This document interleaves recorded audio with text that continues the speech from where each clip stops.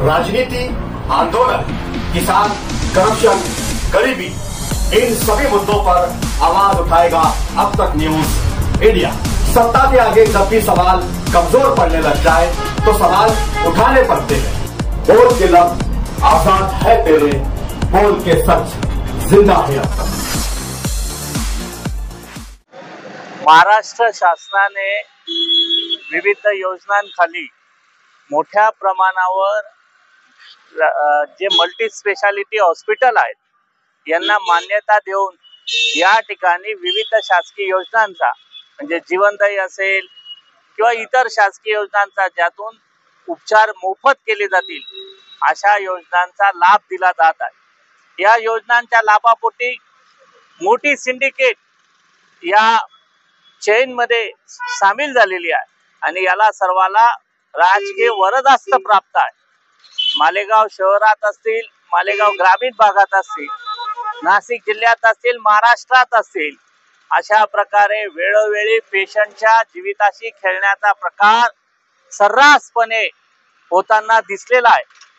माझं प्रामाणिक मत आहे की महाराष्ट्र शासनाने आरोग्य विभागाने ज्या ज्या पेशंटला चुकीच्या ट्रीटमेंट झालेले आहे त्याची सखोल चौकशी करून अशा डॉक्टरांचं रजिस्ट्रेशन रद्द करणं अत्यंत आवश्यक आहे।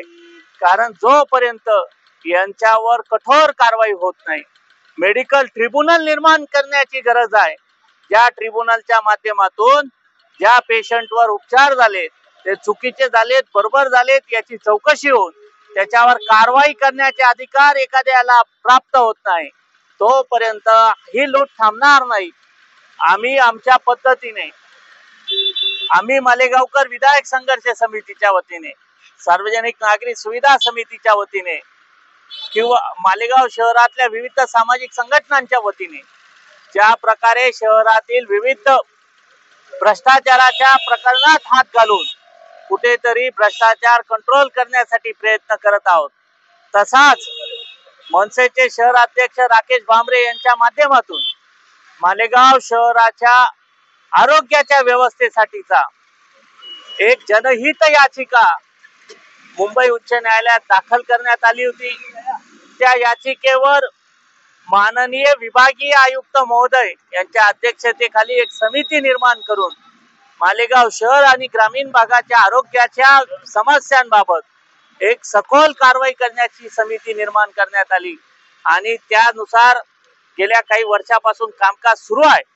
मालेगाव शहरात त्या माध्यमातून आरोग्याच्या व्यवस्था निर्माण करण्यासाठी महिला बाल कल्याण रुग्णालय असेल, आजाद वाडिया दवाखान्याचं नूतनीकरण असेल, अली अकबर दवाखान्याचं नूतनीकरण असेल किंवा इतर अनेक दवाखाने, ठाणे येथील दवाखाना असेल, यांची निर्मितीचं काम झपाट्याने सुरू आहे आणि अनेक सोयी सुविधा सिव्हिल हॉस्पिटल मध्ये देखील निर्माण झाल्या आहेत।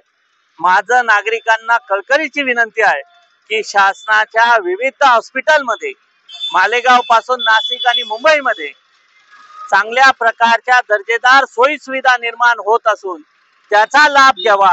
जोपर्यंत या मल्टी स्पेशालिटी हॉस्पिटलवर, खाजगी दवाखान्यांवर आपण स्वतःहून बहिष्कार टाकत नाही, त्यांच्या सोयी सुविधा सुधारणार नाहीत, त्यांना माणुसकी येणार नाही आणि माणुसकीच्या साठी शासकीय योजनांचा आपल्याला लाभ मिळावा यासाठी मी सन्माननीय लोकप्रतिनिधींनाही आवाहन करेल की त्यांनी या दवाखान्यांच्या होणाऱ्या भ्रष्टाचाराकडे लक्ष द्यावं आणि कठोर कारवाईचे अधिकार तुम्हाला प्राप्त आहे, जे विधिमंडळाचं कवच कुंडल तुम्हाला प्राप्त आहे त्याचा वापर करून आपण हा भ्रष्टाचार थांबवावा। एखाद्या हॉस्पिटलवर कारवाई करून ते हॉस्पिटल बंद पाडलं म्हणजे मालेगावातला दवाखान्यांमधला भ्रष्टाचार संपला असं होत नाही। एखाद्या हॉस्पिटल, एखाद्या डॉक्टरला टार्गेट केलं म्हणजे मालेगावातल्या वैद्यकीय सुविधा पूर्ण झाल्यात किंवा त्यांच्यातला गैरप्रकार थांबला असं होत नाही।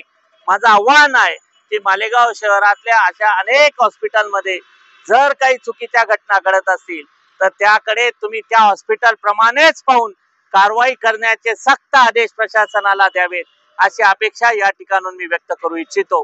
आणि जाधव साहेबांवर जे चुकीचे उपचार झाले त्याला जिल्हा वैद्यकीय अधिकाऱ्यांनी तात्काळ चौकशी करून संबंधित डॉक्टरचं आणि दवाखान्याचं रजिस्ट्रेशन रद्द करावं अशी मागणी या ठिकाणून मी करतो.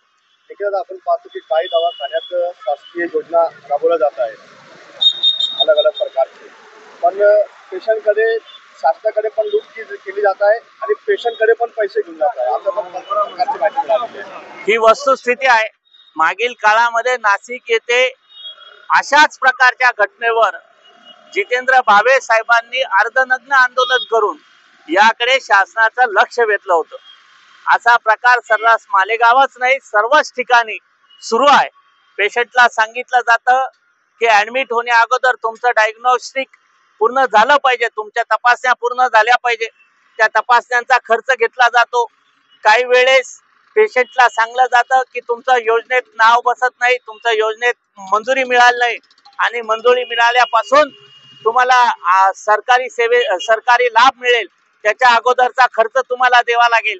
अशा प्रकारच्या ज्या काही गोष्टी चालतात त्याच्यामध्ये प्रत्येक पेशंटकडनं 10,000 ते 25,000 30,000 रुपये योजने व्यतिरिक्त पैसा मागितला जातो आणि त्या ठिकाणी शासनाच्या योजनेला हरताळ फासण्याचं काम पवित्र क्षेत्रात काम करणाऱ्या ज्यांना देवाचा दूत म्हणून मान्यता देण्यात आली आहे अशांकडनं होतं. त्याचा आम्ही जाहीर निषेध करतो. मला वाटतं राज्य सरकारने याबाबत सक्त सूचना आणि कारवाईची अंमलबजावणी कशी होईल याच्या बाबतची एक सूचना काढणं गरजेचं आहे. आणि राज्य सरकारने दवाखान्यात जे आरोग्य मित्र बसवले आहे आणि शासकीय दवाखान्यातल्या रुग्ण कल्याण समित्या आहेत यांच्यावर याची जबाबदारी निर्धारित केली गेली पाहिजे.